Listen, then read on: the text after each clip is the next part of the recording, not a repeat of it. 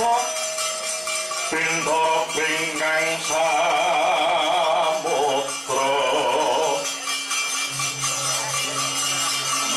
obra busananing wadya kadya mandrahing puspita petindhing prawira rakyana pate sudira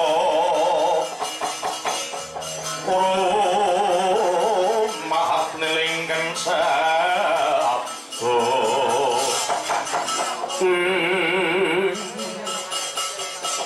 kawula nuwun Kyana Patih ingkang sampun mandhap saking Pendhapi kepareng kang abdi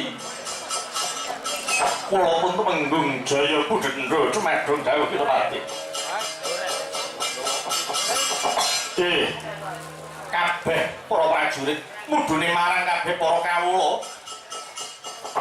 ana ing Praja Nusara ya kang sinebut Praja Inglajita Tengara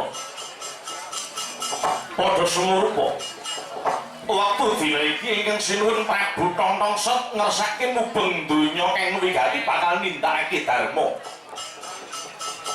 nuwun sewu dharma menapa ingkang badhe dipun tindakaken Kakang ingin bakal katindakake yaiku ngeweke sing lali benerke sing luput dandani sing rusak lan jejeke sing bengkok kersane sinuwun Prabu Tongtongset kepengin mbilasi jiwane para menungsa kang wis padha kelangan marang kiblating bebener mula kang mangkono kanggo sira kabeh para punggawa Praja Inglajita Tengara tumindakmu kang wis kawuri tumindak sing ora bener aja padha dibaleni meneh tutup lembaran bukumu kang gawe remeh tumuli buka lembaran anyar kanthi nganyarke lelabuhan tumrap marang nusa bangsa lan negara wanti-wanti dawuh sabdane ing sinuwun Prabu Tongtongset wis paring dawuh aku lan sira kabeh aja pegat nggone tansah manembah ana ngersaning Hyang Widi manut satataning agama kang padha dirasuk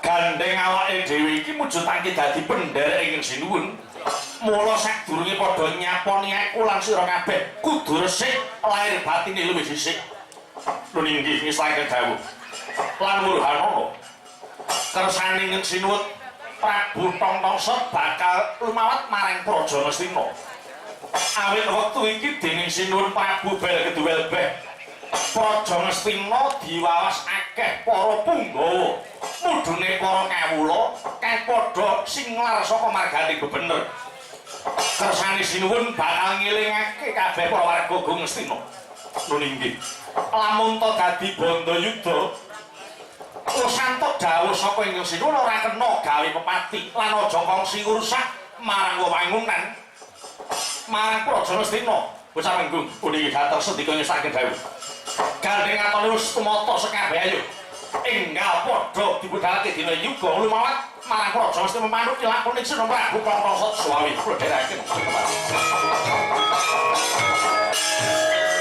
senjing bisa gumro saking jroning negeri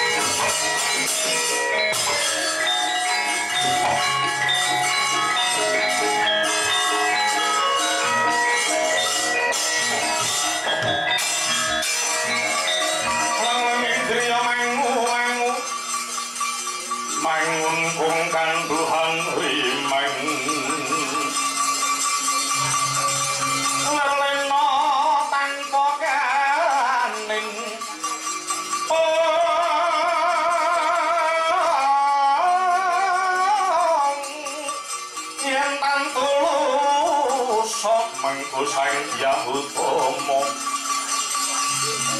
mangkono sang nata wis nyolong repo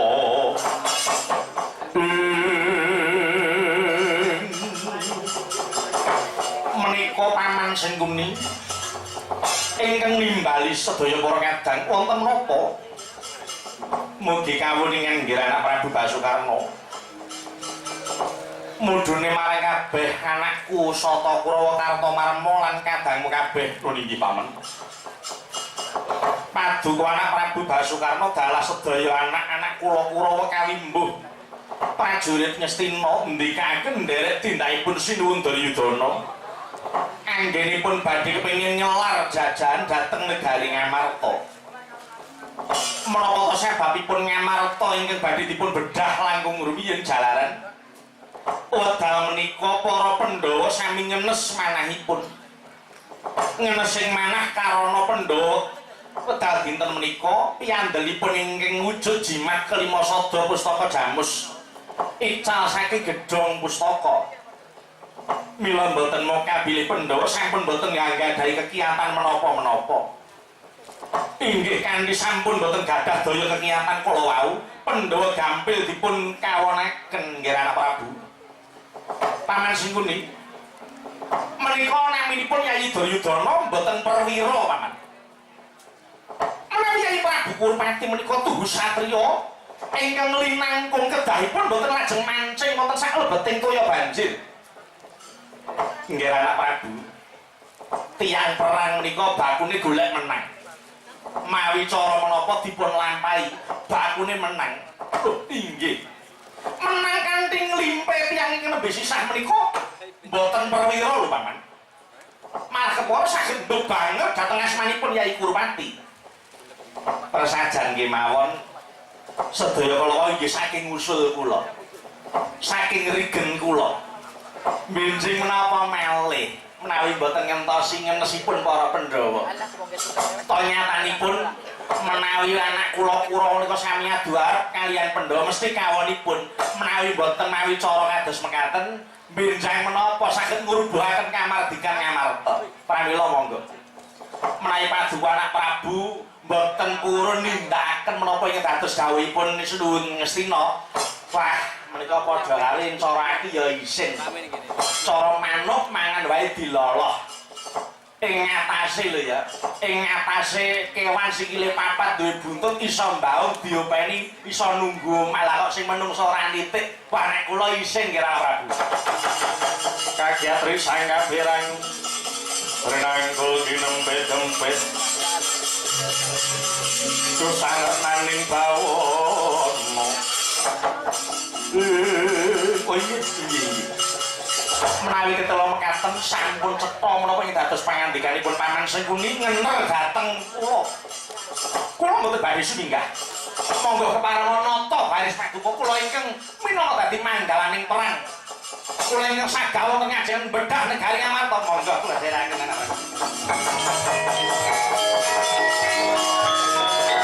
Yogya Malik Kinarya Palupi Surya Putra Narmati ngawangka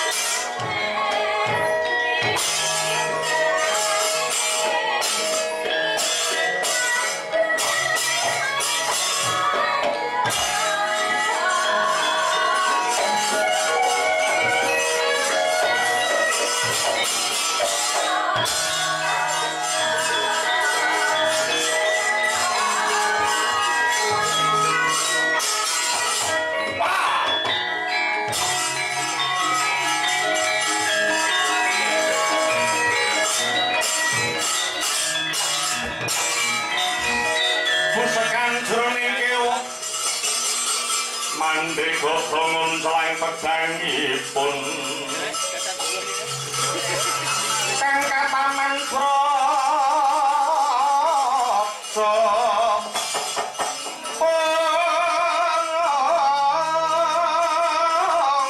temah tegeng lalis surat manengker gumuruh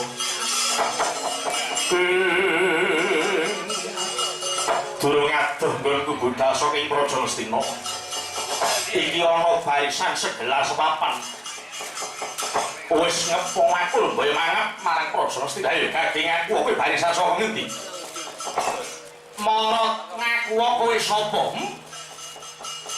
kowe sapa gegaman saka Ngastina Swatama aran Swatama dasar Keprayata bali takon prajurit saka ing Ngela Cita Tengara kekesete Gustiku Prabu bel keduwel beh Jaya Pudenda aranku Jaya Pudenda iya duwe karep apa kowe ngancik tlatah Praja Ngastina tanpa guang layang sadurunge ndi sing jeneng Prabu Duryudana yen merusak kurawane pisan kon maju rene penyembah dalaman sikilku malah bondo tangane aja langap lamaton ngucap janji sing jejeg sikile Swatama Semara kowe bisa ngrangsang panguwasa Ngastina walah kalah arep nyoba kaprawiran makna sastra jendramu wonten Aji Japa Mataram tebak dadamu ora ilang nyalamu takon Gusti Pak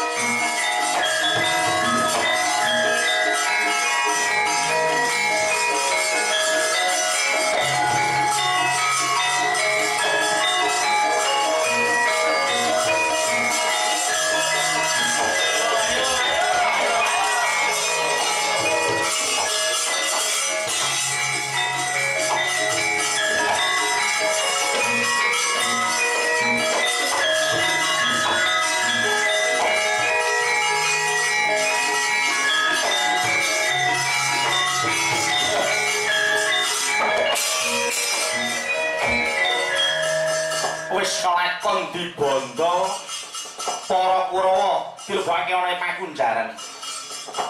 Isih siji sajake kaya sing dadi manggalaning Senopati. Coba tak temonane.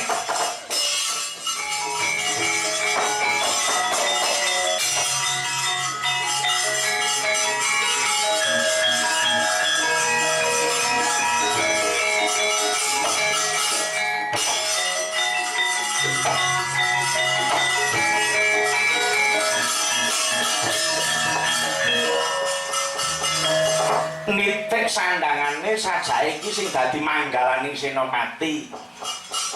Mengko dhisik Mas. Mara Gaging aku jenengmu sapa Prabu Karna? Lho.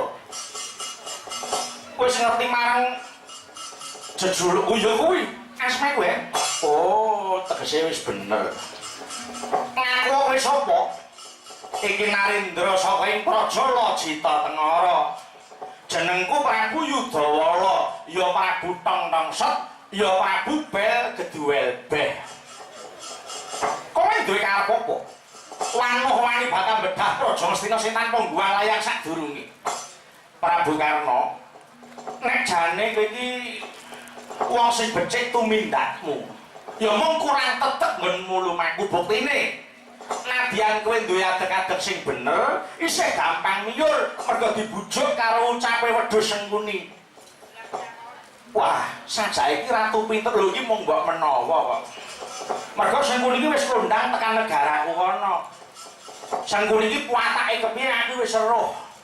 Mula iman-iman banget Prabu Basukarna yen nganti kowe isih melu karo kandhane Sengkuni ora ngono malah kebrusuk lakumu, mbok rejep. Aku nyingkirke kok ora mbela paman Sengkuni. Nanging aku mbela Praja Ngastina sing wektu iki dadi payunge uripku. Janji kok ora nget aja takut ilang nyamu parep. Lumpuh!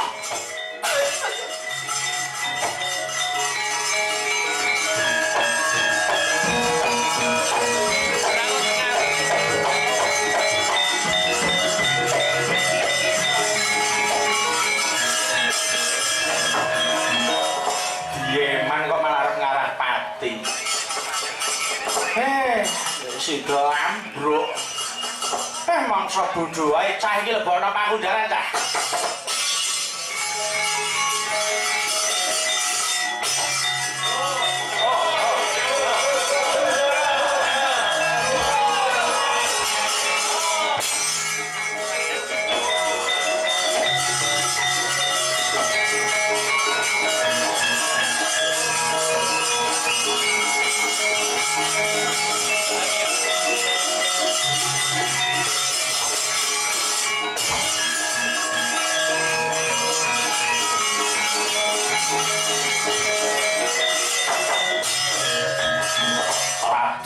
tata wandane ora memper manungsa ngedil-dilke ngendel-ndel Kyang Astina aja dianggep Duryudana wedi nyawang karo raimu nyawang karo kekuatanmu nadyan mung kari Duryudana ijen ning aku ora wegah tanding karo batangmu ketiban gadaku Kyai Bandul Gunung pecah kasupat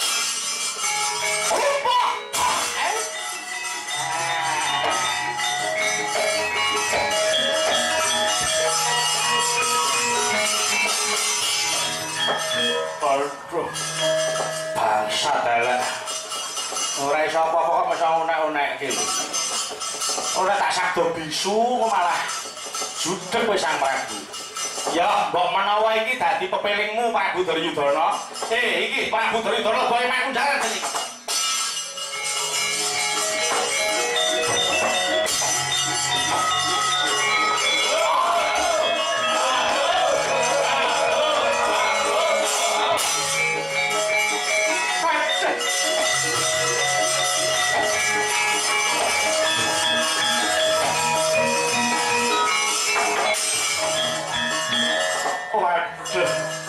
Sida ketiwasan sinuwun Ngastina kelakon dibunjara karo ratu nanyar katon iki yen aku nganti mbacut malah sulung mlebu geni golek sambatan yang Amarta wae aku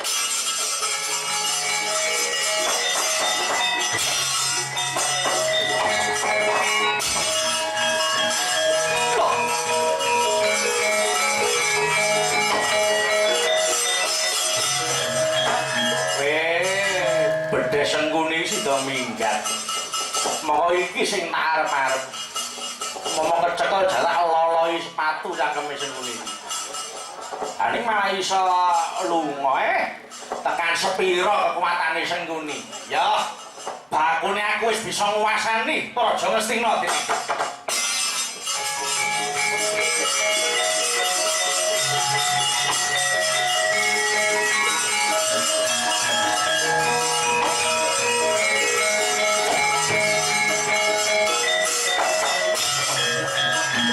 Kados pundi sinuwun Prabu Jayastika iki Ratu Ngastina Prabu Duryudana sapunggawane wis kelakon dikunjara ing kene aku karo kowe ora bakal ngrebut panguwasa Ngastina ujungku mung arep ngelingke Prabu Duryudana gandeng Ngastina suwung ayo aku karo kowe duwe kewajiban ngreksa marang Ngastina iki mergo niatku ora arep ngrusak ning aku kepengin bangun Praja Ngastina kene iki dhateng Sindika ngestaken dawuh kula perintahna marang kabeh para wadyabala gawan sapa ing Lajita Tengara padha nentremna atine kawula Ngastina kabeh aja nganti kliru penampa. Oh iya Sindika ngestaken dawuh situ.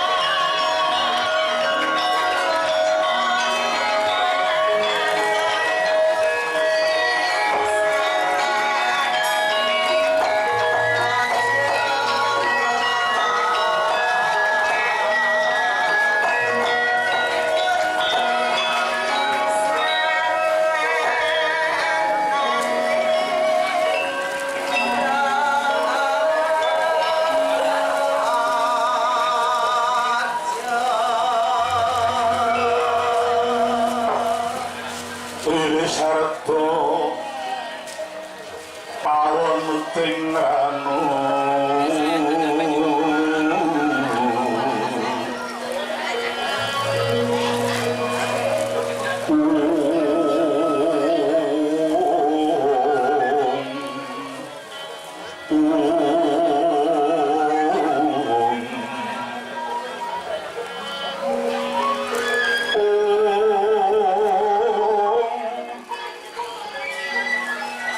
sing narsanira dening kanyu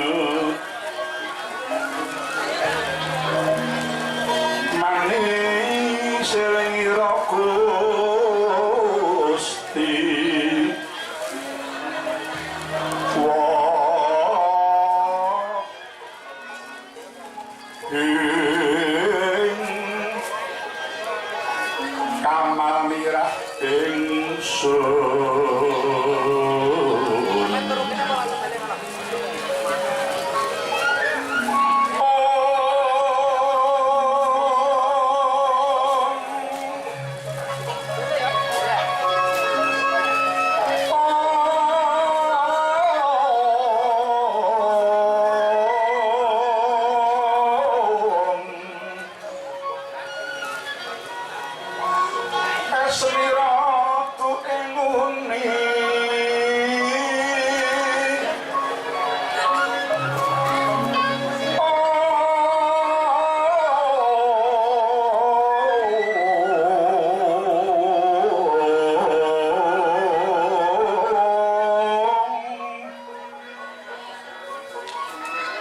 Sidat agung ing Narmada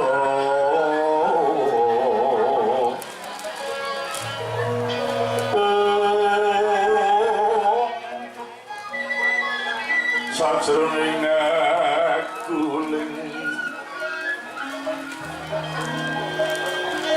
pangucape jamane Indra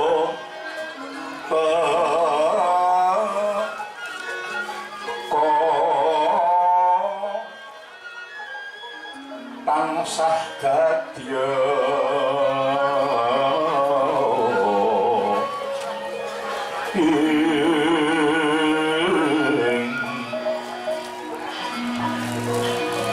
linduran kewala katon kang asung usada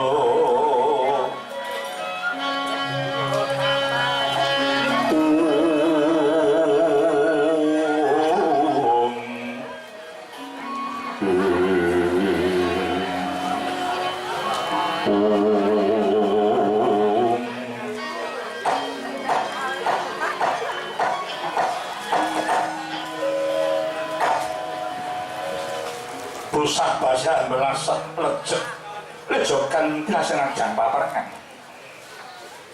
watang sampe buntung berbak porto keris bengkung tangan sumpah kaprapal sumbatan pun bicara kapal diberikan gegabah di depan lemah harus cuek dari bapak di kedomo tinabrak gunung setengah nampok dodal saking kusing sendoing kang tasih kemendeng ing marganing palagan jauh lawan gola harus saking getih labak nasi bumi kok sampai getut gendul kegilaan saya peteng kang wanjilat betus kasaputing madyoratri sayang soyo dalu hararas abiro kang lintang kumedap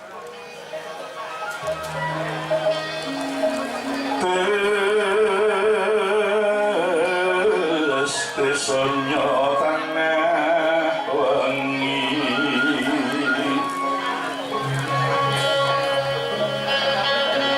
lumarang kandaning pus pita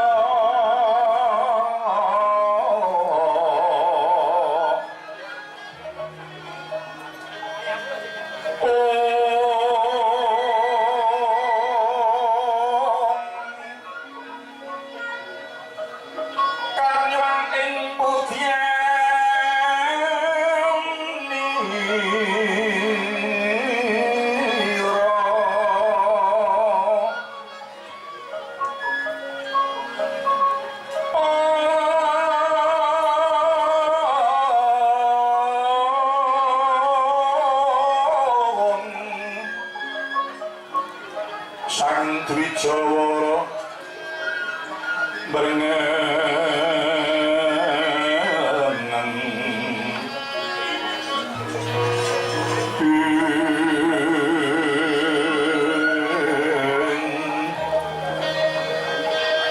lir swaraning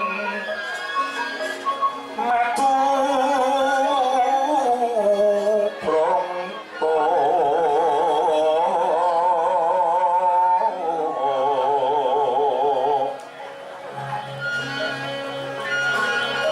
manungsung rining gamban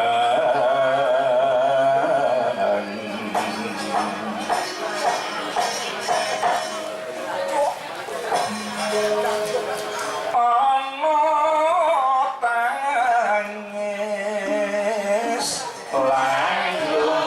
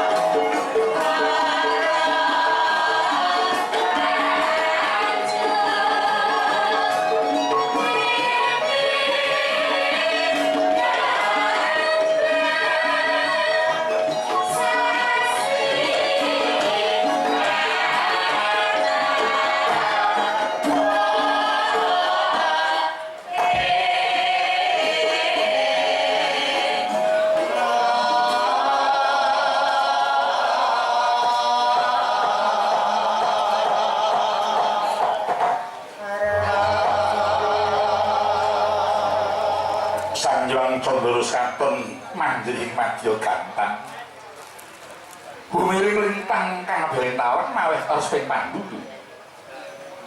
ndadak sakala Sanjang Condoro sumusut ing Bantala pangwitan kados mlapat dan pekombiwang arka gantos kang siniwaka aramene madya pada angrambe cepat para kawan ketingal dileras Semar ingkang pinarak sinawung hanyekal dandang gendis